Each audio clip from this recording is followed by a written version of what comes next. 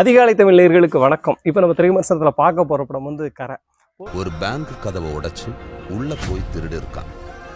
அடுத்த நாளே பட்ட பகல்ல இன்னொரு பேங்குக்கு போய் கொள்ளையடிச்சிருக்கான். அவன் திருந்தி தான்டா வந்திருக்கான். படத்தோட டைரக்டர் தனுஷோடைய தொடர் வச்சு, அதனால அந்த காம்போ மேல ஒரு பெரிய எதிர்பார்ப்பு இருந்துச்சு. ஜி பிரகாஷ் மியூசிக் வேற. அந்த எதிர்பார்ப்பு அந்த கரை வந்து நம்மளை பூர்த்தி செய்து கரையேறியதா அப்படிங்கிறத நம்ம வந்து இப்போ விமர்சனத்தில் பார்த்துடலாம். கதையை கட் பண்ண 1990 காலகட்டத்தில் தனுஷ் வந்து திருடனா இருக்காரு. திருடும் போது ஒரு இடத்துல மாட்டவும் செய்யறாரு. மாட்டின தனுஷ் வந்து போலீஸ் வந்து தப்பிச்சும் போயிடுறாரு.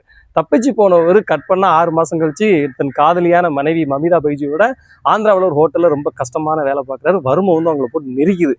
அப்பா என்னடா பண்ண அப்படின்னு சொல்லும்போது, இந்த வறுமையை நம்ம ஜெயிக்கணும்னா நான் மறுபடியும் எங்கள் அப்பாவை தேடி போறேன் அப்படின்னா, அப்பா யாருன்னா கேஸ் ரவிக்குமார். அவர் எங்க இருக்காருன்னா ராமநாதபுரத்தில் ஒரு கஷ்டமான ஒரு விவசாயியா இருக்காரு.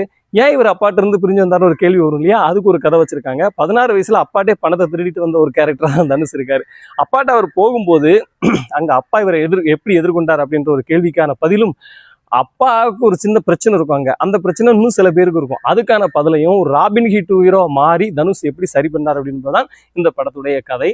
படத்துல வந்து தனுஷ், அதாவது சொல்லுவாங்க அடிக்கடி, இந்த விகடன் விமர்சனத்துல கூட சொல்லுவாங்க, தனுஷ் அப்படின்னு இருந்தாரே அவர் நல்லா நடிப்பாருங்க சேர்த்து எழுதிடலாம் அப்படின்ட்டு. அந்த மாதிரி தனுஷ் நடிப்பை பொறுத்த வரைக்கும் எல்லா இடத்துலையும் போட்டு அதகலம் பண்ணியிருக்காரு. அட்டகாசமான பெர்ஃபார்மன்ஸு. மமிதா பைஜு இன்னும் அழகா யூஸ் பண்ணியிருக்கலாம். ரொம்ப அழகான ஹீரோயின். இதில் கொஞ்சம் டல் மேக்கப்லாம் போட்டு இந்த கண்ணாடி மாதிரி படத்தில் அவங்களும் டிஸ்டர்ப் பண்ணிட்டு இருக்காங்க. அந்த இதை இன்னும் சரி பண்ணியிருந்தா இன்னும் சூப்பராக இருந்திருக்கும். கேஸ் ரவிக்குமார் ரொம்ப ஆச்சரியப்படுத்தி இருந்தாரு. ஏன்னா ஒரு இயல்புலே ரொம்ப ஒரு பெரிய பணக்கார ஆளு, ஆனா ஒரு ஏழை தகப்பனா, வறுமை நிறைந்த ஒரு மனிதனா, இந்த தெத்துப்பல்லோட அவர் காட்டக்கூடிய சின்ன சின்ன ரியாக்ஷன்ஸ்லாம் அவ்வளோ அழகா இருந்துச்சு. ரொம்ப நல்லா நடிச்சிருந்தாரு. ஆச்சரியப்படுத்த இன்னொரு நடிகர் வந்து ஜெயராம். அவருடைய வில்லன் கேரக்டர் அந்த அளவுக்கு அழகா போர்ட்ரே பண்ணப்பட்டிருக்கு. அவருடைய பெர்ஃபார்மன்ஸும் அவ்வளோ சூப்பராக இருந்துச்சு.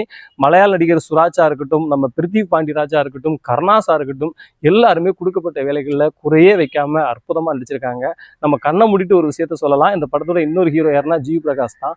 கதையோட்டத்தை எங்கேயுமே பாதிக்காத அளவில் பாடல்களும் கதையோட்டத்துக்கு மிகப்பெரிய வலு சேர்க்கக்கூடிய அளவில் பின்னணி இசையும் இந்த படத்தில் அட்டகாசமாக ஒர்க் அவுட் ஆயிருக்கு. அடுத்து தேனிசீரோட சினிமாட்டோகிராஃபி. 1990 காலகட்டத்தில் நம்ம படம் பார்க்கும்போது அந்த படத்துடைய கலர் வந்து ஒரு டோனில் இருக்கும், நமக்கு தெரியும். அந்த டோனை கரெக்டாக மெயின்டைன் பண்ணி கலரிங் எல்லா இடத்துலையும் சூப்பராக பண்ணியிருக்காரு. நிறைய ஷார்ட்ஸ்லாம் ரொம்ப வித்தியாசமாக வச்சிருக்காரு. அது ரொம்ப இன்ட்ரெஸ்டிங்காக இருந்துச்சு. அவருக்கும் இந்த படத்துடைய ஒரு பாசிட்டிவான அம்சங்கள், அவருக்கு ஒரு பெரிய பங்கு இருக்குது அப்படிங்கிறத நம்ம வந்து பார்க்குறோம். படத்தில் வந்து 2 ரைட்டர்ஸ், ஆல்பர்ட் பிரகாஷ் ஒன்று, நம்ம விக்னேஷ் ராஜா ஒன்று, 2 பேரும் கதை வசனம் எழுதியிருக்காங்க. 2 பேரோட எழுத்து கூட்டணி வந்து எமோஷனல் ஏரியாவை சூப்பராக எலிவேட் பண்ணி கொடுத்துக்கிட்டே இருக்கு. அதாவது இருக்கிறவங்ககிட்ட பிடுங்கி இல்லாதவங்ககிட்ட கொடுக்கறக்கூடிய ஒரு எளிய கதையாக இருந்தாலும் கூட அதுக்கு பின்னாடி ஒரு பேக்ட்ராப் இருக்குல்ல, அந்த பேக்ட்ராப் வந்து ரொம்ப அழகா சூப்பரா ஃபில் பண்ணிக்கிட்டே வர்றாங்க.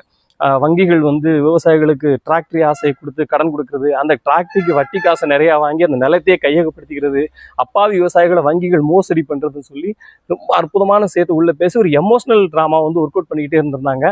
படத்தோடைய நீளத்தை கொஞ்சம் குறைத்திருக்கலாம் என்று தோன்றினாலும் கூட படத்தோட ஆழம் வந்து ரொம்ப அதிகமாக இருக்கிறதுனால நம்ம பெரிய தப்பா இல்லை. நிச்சயமா இந்த கரை வந்து படத்துக்குழு மட்டும் கரை சேர்க்காது, நம்பி செலவு பண்ணி போற ரசிகனையும் கரை சேர்க்கும் என்பதில் மாற்றுக்கிறதே இல்லை. நன்றி, வணக்கம்.